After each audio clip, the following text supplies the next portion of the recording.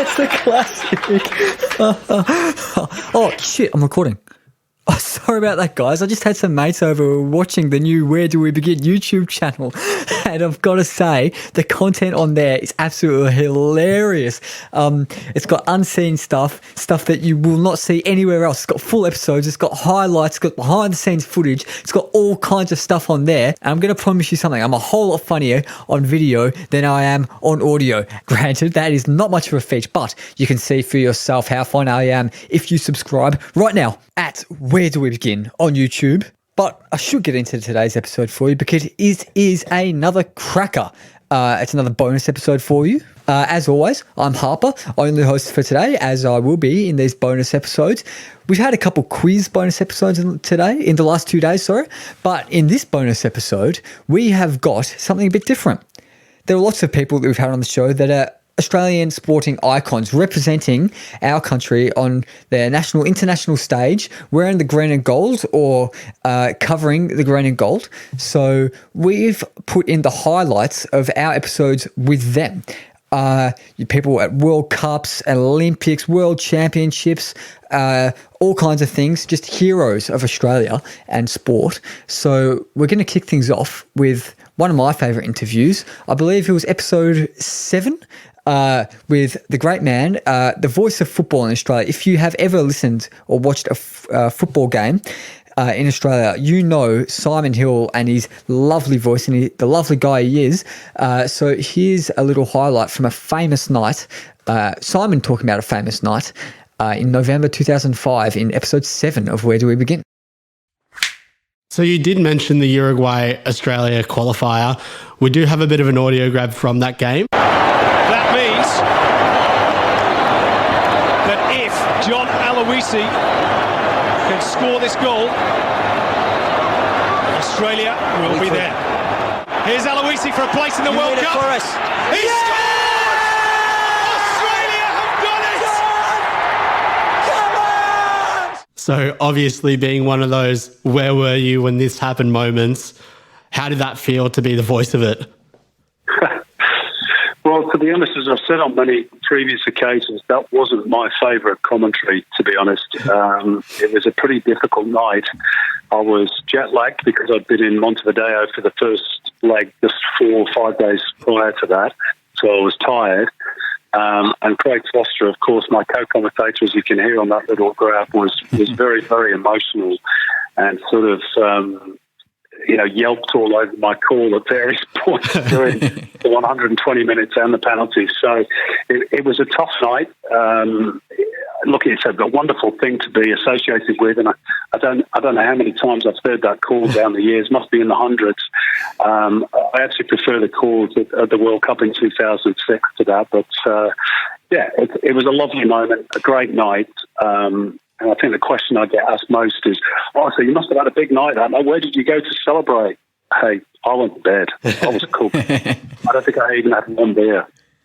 Well, so you talked about Foz's emotions, but you were a fairly recent immigrant at the time. Did you have much of an attachment to the Socceroos then?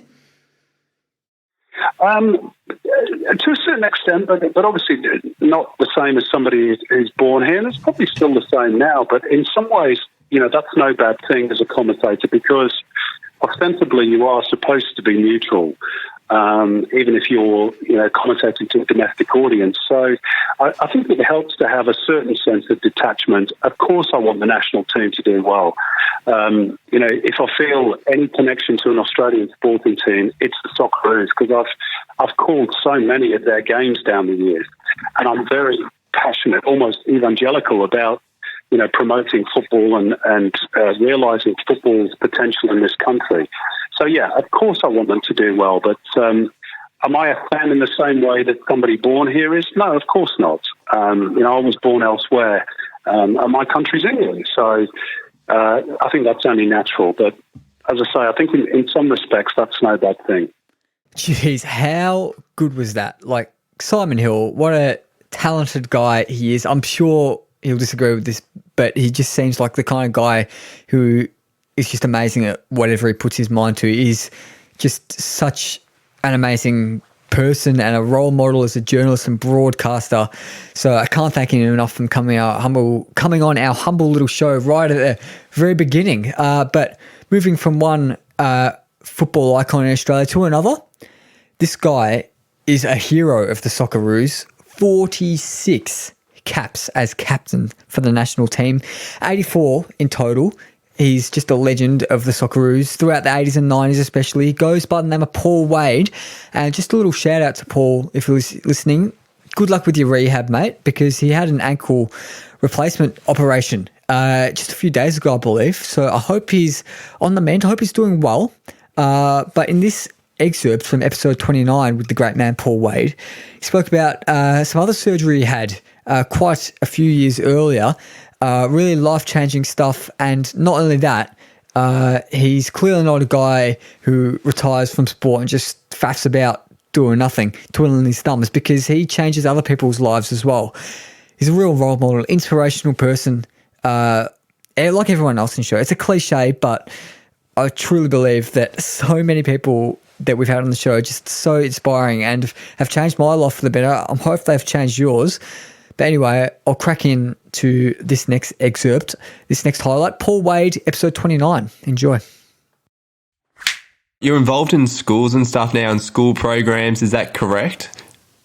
Yeah, I work with kids who are year 9, 10, 11, 12. They have all sorts of issues, as you can well understand. They don't have to know football, like football, but it's the life skill, the story behind it, like Mark and Maradona and dealing with anxiety or dealing with the stress of having brain surgery and how to recover from that and still work in the media. Yeah, brain surgery. Like, what did you actually have done? I'm really intrigued by that. Yeah, you can see. Don't know whether you can see. Yeah. The good thing is that I am going bald, so I can show the scar. They cut me from there to there, pulled the front of my face down, took out part of my front temporal lobe the size of 2 matchboxes, and stitched me back up again. But it got infected right there. So I had to go back into hospital, get the infected bone out, and then months later have this steel plate put in the hole in my head. So I spent 5 months in hospital on a drip. But, as I tell everyone, the hero is my wife. Val's the hero in all of this because she was the one who had to look after the 3 girls and get a job and make sure the kids were looked after when they got home and worry about whether her husband was going to die. You know what a strong woman. Yeah. What a strong woman that is. So I'm sitting in hospital. I've got a big fat Cuban cigar. My meals are delivered. I've got a great bed. Yeah. She's the hero. I feel like in a lot of times, like obviously when somebody's sick, they forget about the partner because the partner suffers just as much as that person. Like everybody's worrying about you, but then sometimes they forget about poor Val who's doing all this and as well as dealing with the grief of what you're going through. Yeah, that's exactly right. Yeah, I have so much respect for single parents, but when you add the fact that your husband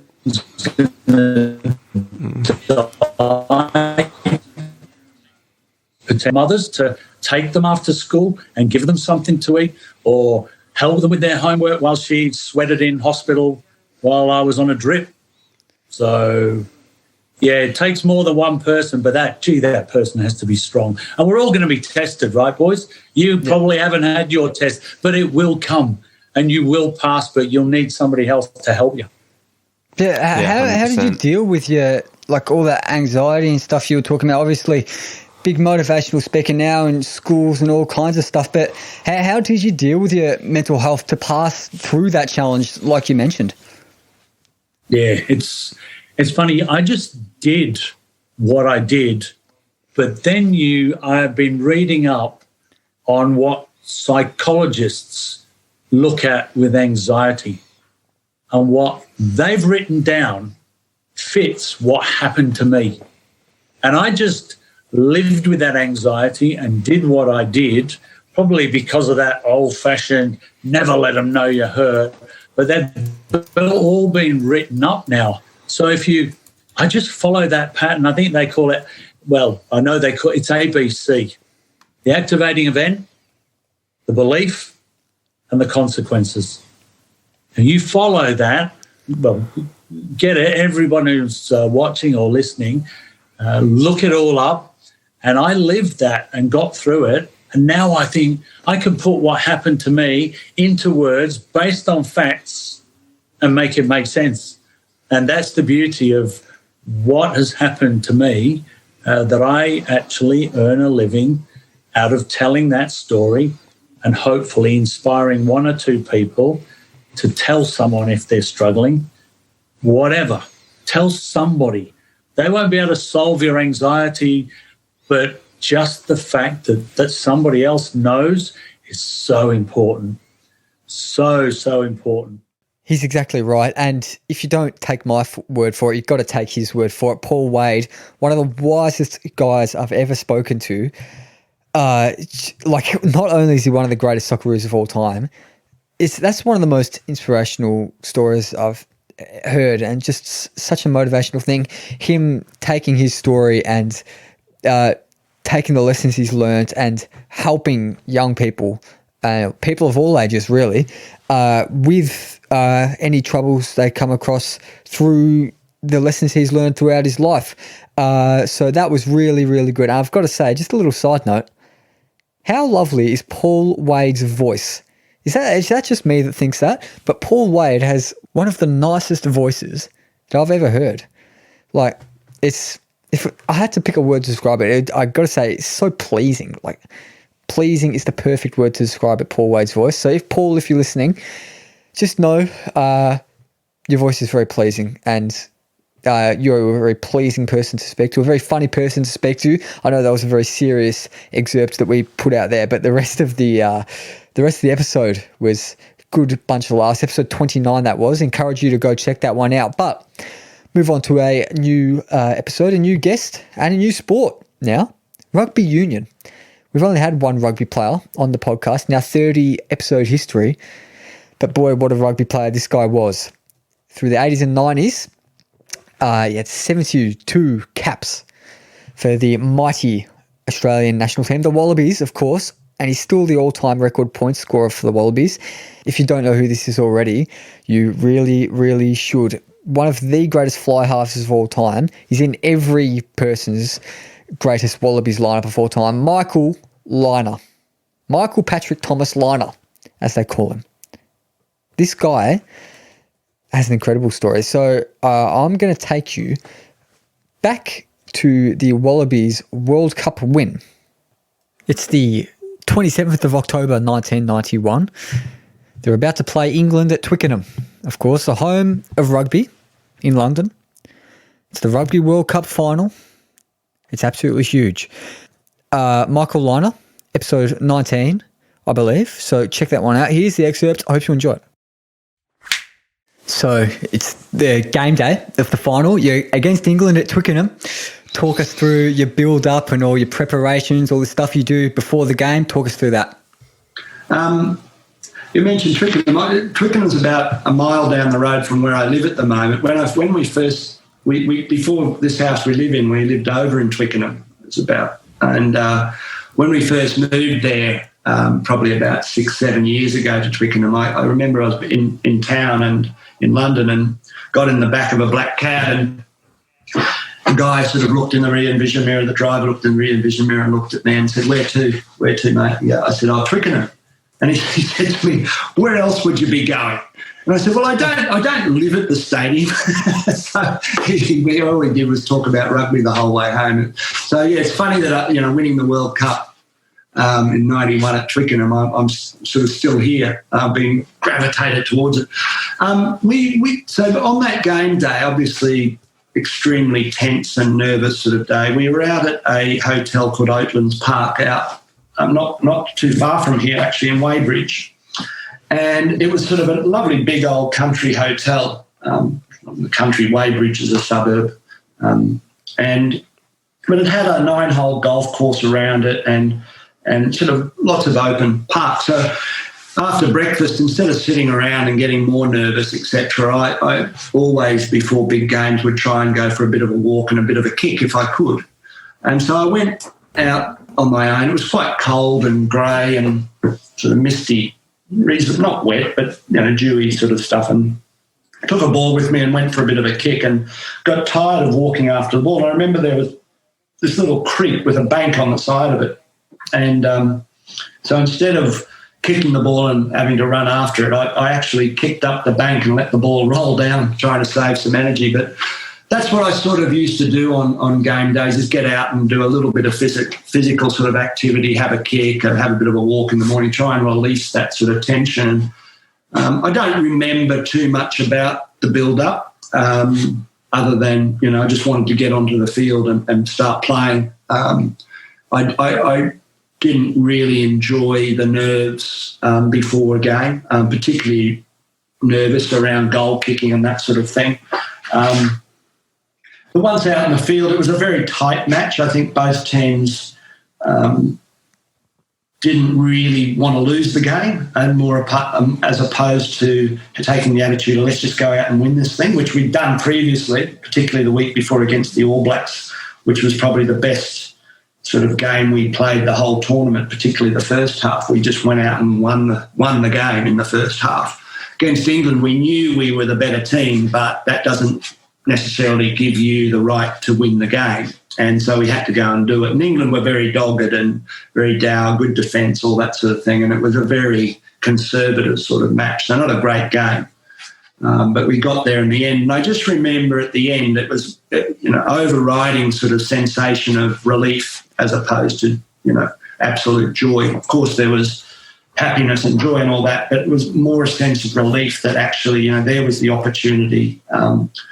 We took it, and that was my overriding sense.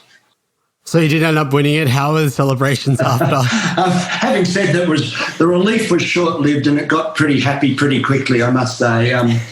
We had a good celebration in the dressing room, etc., and then we're all into the bus to go into central London for a dinner that night, which is the end of the Rugby World Cup dinner, where trophies and all that sort of thing. And then we had friends and family, etc., back to the hotel where we were staying outside London. And by the time we got back to the hotel, it was about midnight. So the party was well underway when we got back there. And needless to say, there wasn't a huge amount of sleep that night. And we were actually reasonably early on the bus to go to the airport to fly home the next day. So, but yes, on the flight home, the couple of guys sort of paraded the trophy around the plane and all that sort of thing. So yeah, it was a great time in terms of the World Cup.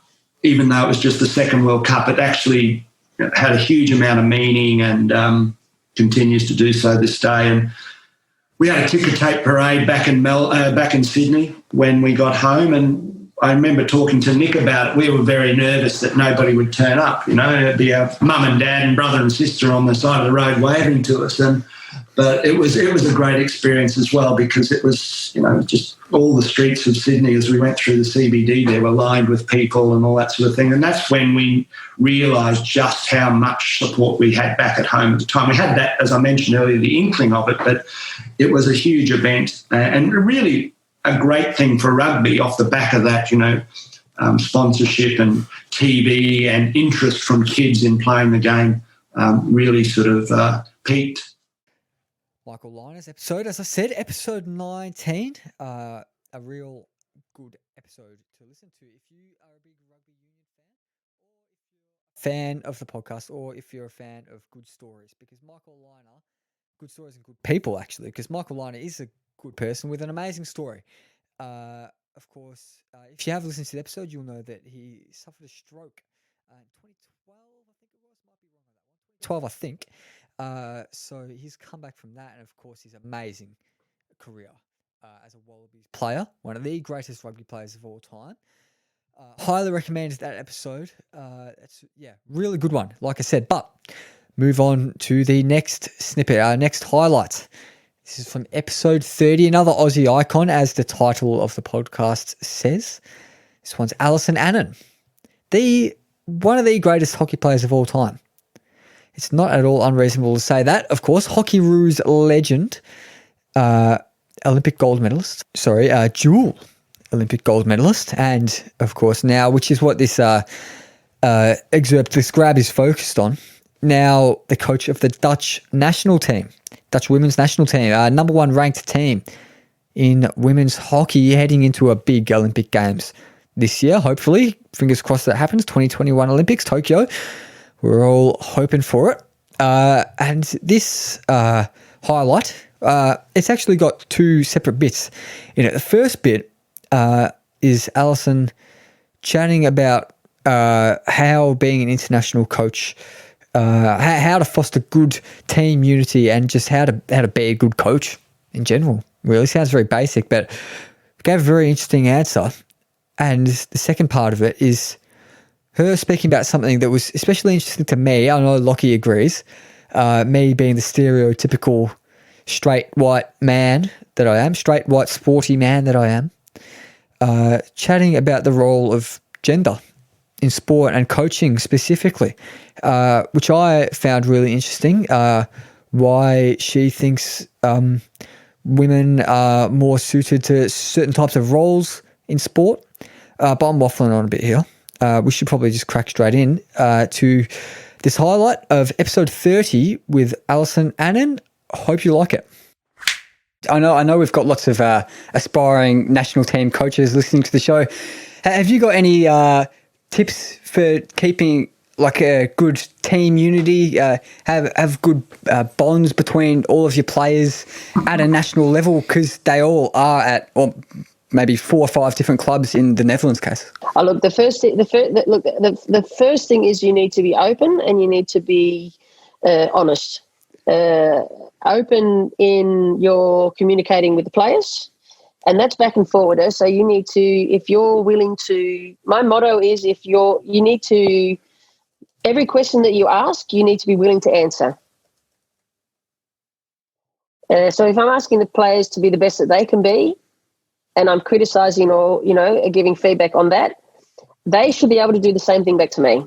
So that's open and honest communication with each other. So it's, that's where it starts. And that's where a good relationship with a player starts, is being able to get the best out of each other. I need the players to become a better coach. They need me to become a better player. So that's, it's a two-way thing.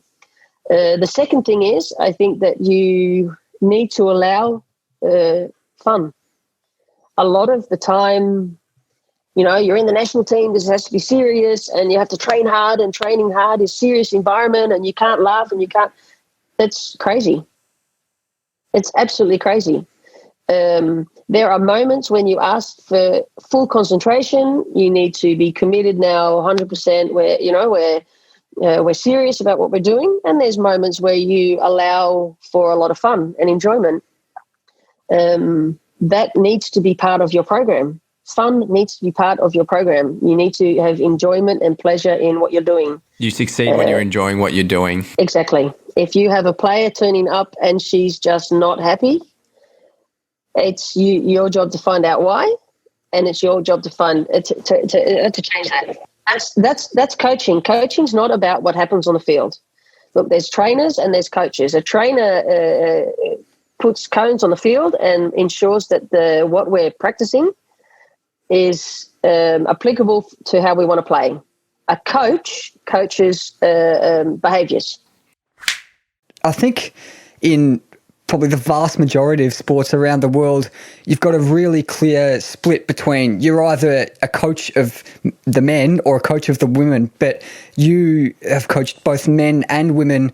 And hockey just seems like a sport that is more like the genders are less segregated, where like the women can play with men and they're just probably viewed by as many people as men, and women can coach men, men can coach women. Is that, like, obviously it's a good thing, but what are your views on why that is? Oh, look, I think it happens not often enough. I think it's, this has actually been a subject of discussion the last months, why there's not more women coaching at all. There's a lack of women coaching in sport. I think there's a lack of women coaching men's sport. I think that there's this given that it's never questioned why men coach women, but it's always questioned why can women or why should women be able to coach men? That's wrong. So I think it begins with that question, and it begins there. Why is it assumed? And I just think that needs to be this. If you ask the same question there to men, then we might be getting more answers to it. I believe that women are more empathetic than men. I think that women have more emotional intelligence than men. I think that men move much quicker into the ego side of things. Who's sort of guerrilla attitude. Hitting yourself on the chest, making yourself big, roaring, using your voice. And women are much more empathetic and have a higher emotional intelligence, so they're able to be much more successful with teams, I think, if given the chance. Now, I really hope you found that as interesting as I did listening back to it. Alice Stannon, just one word to describe that whole episode really is just interesting. That sounds a bit sarcastic, doesn't it? But it was truly fascinating stuff for a sport that neither of us know much about. So I encourage you again to go listen to that one if you have a bit of time on your hands or you just want to hear a good podcast episode. But moving on to our next highlight, our next best of this particular Aussie icon, and boy, is he an icon. Russell Mark. The greatest double trap shooter of all time, officially that is. He is more than a legend of the sport. Like I said, greatest double trap shooter of all time. He was insane with a gun in his hand, shooting the clay targets at World Championships, Olympics, Australian Championships. The amount of Australian Championships he's won is insane. I think it's like 37 or something. And I think he's in his 50s. That's crazy. I might be wrong there, but it's around that. And that is mental. Russell Mark. Should we just dive into this? I think it's episode 20. So I'm just going to dive straight into it. Russell Mark, episode 20. Enjoy our chat. The home Commonwealth Olympics, so your home in Melbourne, how was that special for you compared to the Sydney Olympics? Commonwealth Games in Melbourne was a fantastic time for us because obviously they had it on a range that I'd shot at all my life. So, and it was another range that I found pretty easy to shoot on. And myself and my teammate, Craig Trimbath, who we won the pairs gold medal, largely due to Craig, not me. Craig was, unfortunately for him, put in a really awkward situation where he knew exactly the score he needed to shoot on the last round, and that's not a spot you want to be in. I would have rather have done that than him, and he stood up and was counted and shot brilliantly in his last round, and it was the only Commonwealth Games gold medal I ever won was that one. I married a woman that had won 3 of them, and she reminded me of it all the time. And it was the only time I ever won a gold medal was there. And I really think Craig Trimbath should have got both gold medals that day, not me, even though I think we may have shot the same score. The pressure that young guy was put under, it was one of the best rounds I've ever witnessed. And I was glad that I got to witness it at a range on my hometown. So with this Commonwealth Games being in Melbourne, did you hang around a little bit more? It was an awkward time for me because we just had our first child. With Lauren, my wife, she was obviously competing in the games, and Holly, the girl that was going to cash in my gold medal for the BM, she was from my first marriage. But Lauren and I got married in 2004, and in 2005 we had Sierra, and we couldn't stay in the village. But for some stupid reason, the idiots that were running the scene at the time said we had to stay in the village. Well, I think Lauren was still breastfeeding, and I just said, let me stay at home. I'll just drive to the range. And for the bureaucracy in sport in Australia drives me crazy at times because some bureaucrat said, no, you've got to stay in the village. Well, I knew full well there were track and field athletes staying at the Sheraton Hotel. They weren't staying in the village. I said, what do you think I am? So I took them to task on it, and we stayed at home in the end. Common sense prevailed. Perry Crosswhite, the CEO of the team, got involved, said, well, why does he have to stay in the village? Let him stay at home. And Lauren ended up winning a gold medal as well. So it was the right decision. But sometimes bureaucracy really frightens me, because the goal of everybody is to try to get the best result for the team. The best result for the team is not having a husband and wife try and breastfeed a kid in the Commonwealth Games village. That's not smart. But sometimes the rule book needs to be ripped up. And sadly, it wasn't the last time I faced that. I faced that same dilemma 6 years later at the London Olympics, when they said, well, no, you can't room with your wife. They wanted me to room with Michael Diamond. Well, Mick and I have roomed together all our lives. He couldn't have cared less who he roomed with. But again, the bureaucrats get involved and say, no, you can't do that, even though I could name half a dozen other guys there that was staying with their wives in the team. But what do? You cop it on the chin, you deal with the cards you're given, I guess. Yeah, with that whole debacle in the Commonwealth Games, and obviously the Commonwealth Games commonly viewed as the kind of little sibling compared to the Olympics, did that or anything else kind of seem a bit amateurish? I just seem petty. I find it hard to believe that any sporting coach or anyone else would want to do anything other than what's best for their athlete. But some of the people that get placed in these positions, it's their moment of glory as well. And I really struggle with it, and I always have. I think the athletes come first, and anything that you can do to get that athlete across the line is what you need to do. And I just hate seeing people get involved that really don't know how the sport works or what goes on someone's mind on the day of a major competition, because even though my Commonwealth Games record wasn't great, I mean, I won one gold medal and a couple of silver medals and I think a bronze medal, but that might sound all right, but the Commonwealth Games really shouldn't be that hard to win. But for me, it was. For some stupid reason, I know in Manchester, I shot a world record score that lasted for a second. The guy beside me then shot and then broke my world record, and I come second. I just wasn't destined to win at the Commonwealth Games. And to finally win that one, even though you say it's the poor cousin, yeah, in some ways it is, but Australians tend to hold it very high. And I sadly probably didn't, and my record reflected that. And I'm probably, in hindsight, should have paid more attention to it. In 98, I pulled out of the team. That's sadly how much it meant to me. I didn't even try and make it in the end. I just said I'll take a job with Channel 9 as a commentator. And again, when I got there, I regretted it from the moment I got there and never, ever pulled out of another team. That was the last team I pulled out of, was that one. You only get one go at life and you try and make the most of it. And pulling out of teams, I thought, was a pretty stupid thing to do. Now you've heard that Russell Mark chat, just brace yourself for a chat that could be even better, as hard as that is. But I've got to say, episode 21, which is the episode straight after Russell Mark's episode with Phil Anderson, we actually split that one into part A, part B. But anyway, this episode with Phil Anderson was an absolute rip snorter, a humdinger of an episode. He is one of Australian cycling's great pioneers, great icons, great athletes, one of the great people of Australian cycling. The pioneer of Australian cycling, you could even say.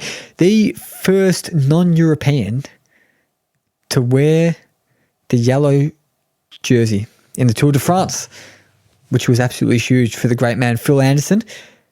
He was up there with the best cyclists of his era. And he very nearly won the Tour de France a couple of times as well. But this is not what we're chatting about in this little snippet. You can go listen to episode 21 if you want to hear more about that. But we are talking about his relationship with you may say great, you may say controversial, definitely controversial. You may hate this guy, Lance Armstrong. Of course, you know Lance Armstrong, no doubt, the most famous cyclist in the world, probably, of all time. He was a teammate back in the day of Lance Armstrong, Phil Anderson was. And he talks about his relationship with him. It's got some really, actually, this is a really funny story. I say this very genuinely. I probably still laugh at it to this day. So enjoy this with Phil Anderson. Speaking of young riders, you actually raced with Lance Armstrong probably one of the most famous cyclists ever, if not the most famous, in his early days at Motorola. So can you tell us just about what he was like as a teammate and as a guy when he was a young man? Yeah, he joined the team, I think, in 93. I'd seen him the year before racing in an event in America, and he was there on the national team. So he was there on the American national team, and I was there on the Motorola team. And the director of my team came and said, "Oh, there's this young guy, Lance Armstrong. He's a triathlete, but he's a strong bike rider, and he's have a look at him and see what you think. Do you think he'd be a good rider to have on the team?" At that stage he was only 16 or 17, but he was a very good triathlete. He was like voted. He was voted in America as the most likely to succeed.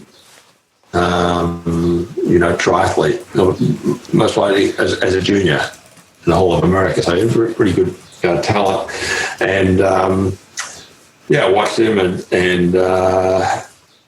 the next year he came on board Motorola. Of course, this is all pre-cancer, and so he's very young. And the first time, you say hi in the bunch and stuff when you're racing along, but the first time, once he signed, I was in we were having a training camp in Santa Rosa, so San Francisco International Airport. I was just flying from Melbourne there, and the guys are coming from all over the world, and we're just going to go up the road to Santa Rosa. And so I'm first on the bus. I'm pretty buggered after the flight, and I'm right at the back of the team bus. And we pull up at the domestic terminal to pick up the next rider that came in. It was a young Lance, and I'd seen him the year before. And he sort of looked. He came in the front door, and the driver took his suitcase, and Lance walked straight down.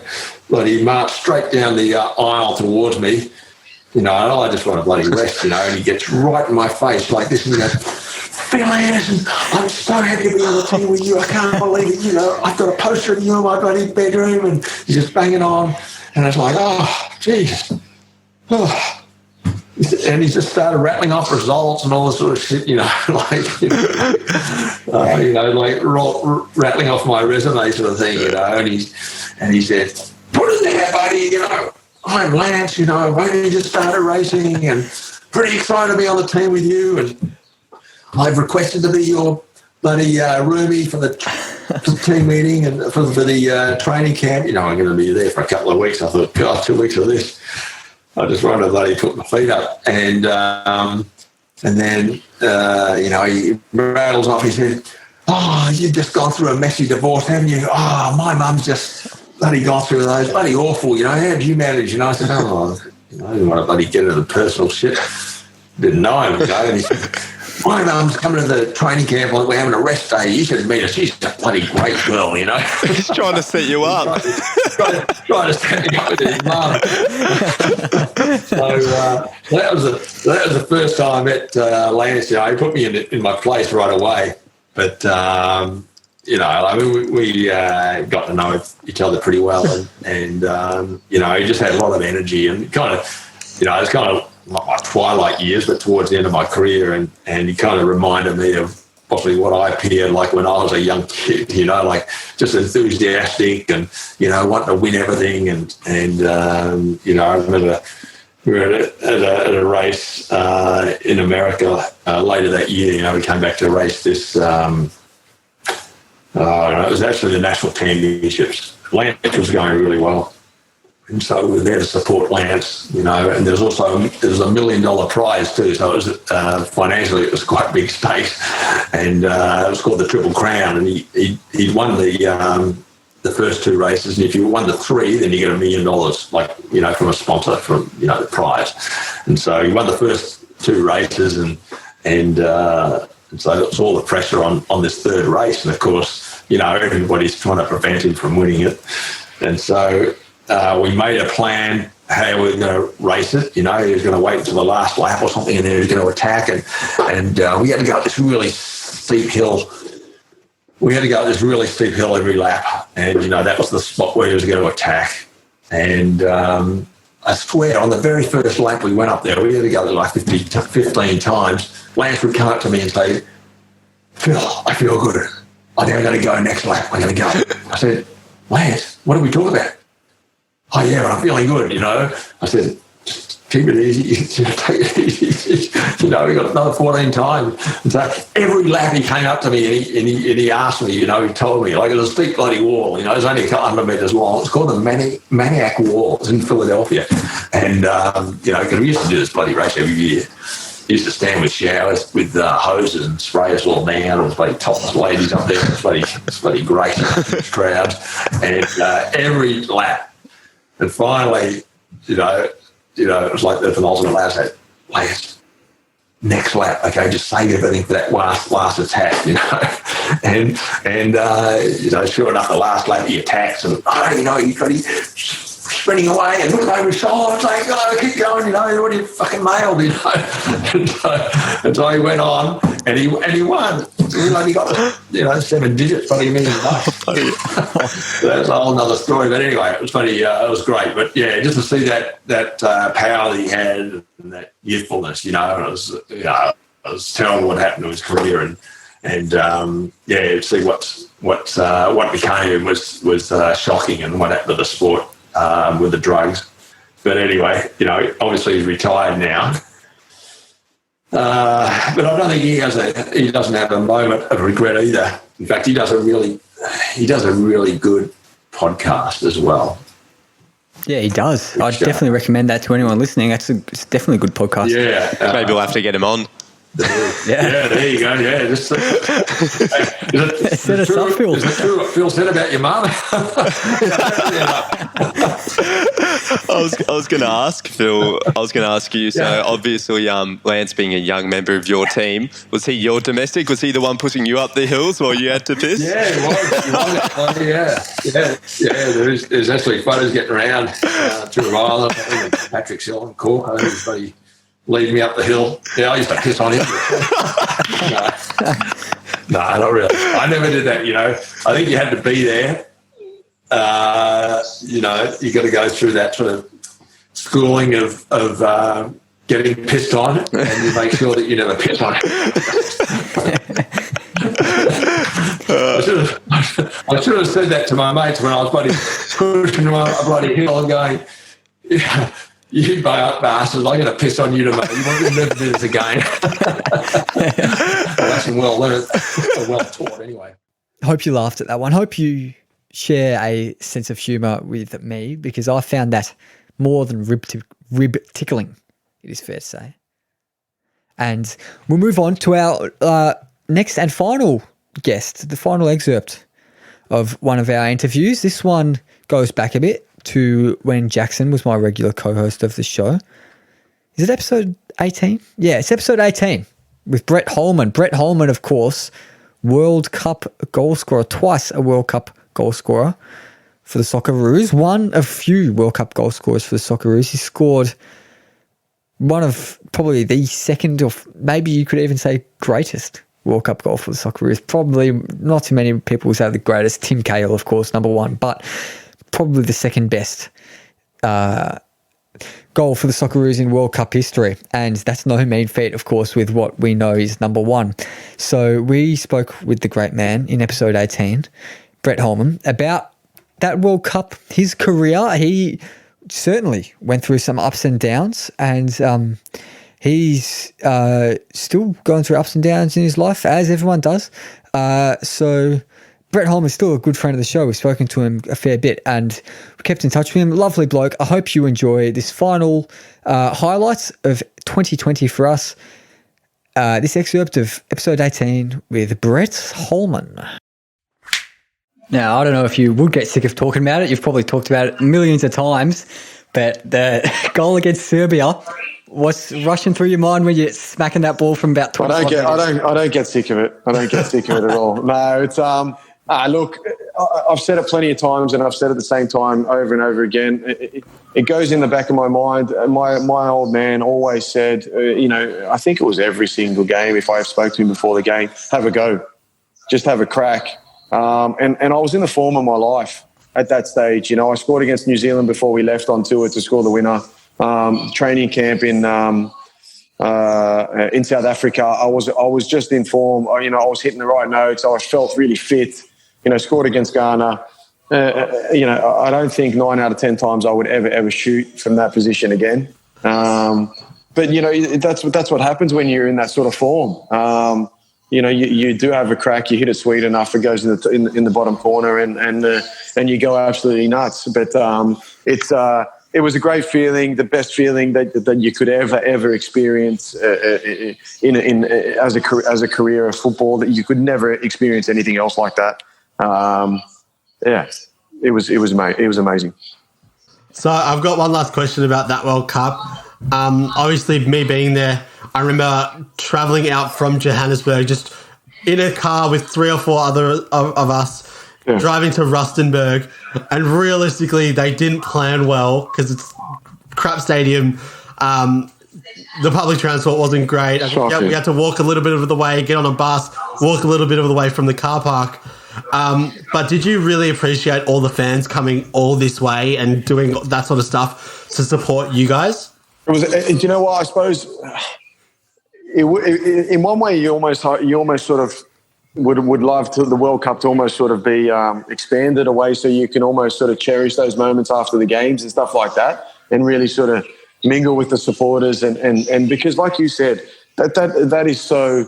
And not only South Africa, we've played in countries like Uzbekistan and Jordan, and all of a sudden you see Aussie supporters with flags and stuff like that. It's like, and that's how great that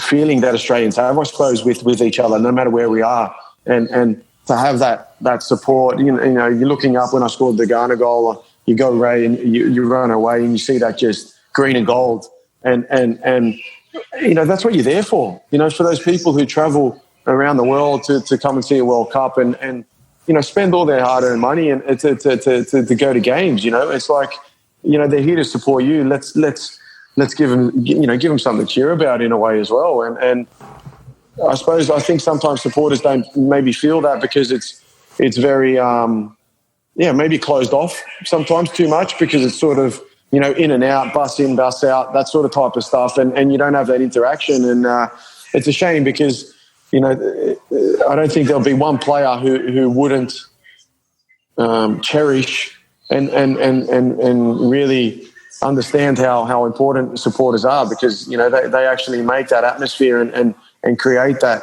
almost drive sometimes for players in that second gear to give that little extra 10% and push a little bit more. There you go. I hope you enjoyed that. I certainly enjoyed speaking to Brett Holman. Definitely a thrill for Jackson and I, Jackson being in the stadium and myself being idolising Brett Holman as a real hero growing up, as you'll know if you've listened to episode 18 of the show. But that just about wraps us up. It's been a pretty long bonus episode. We're up to 48 minutes and 40 seconds.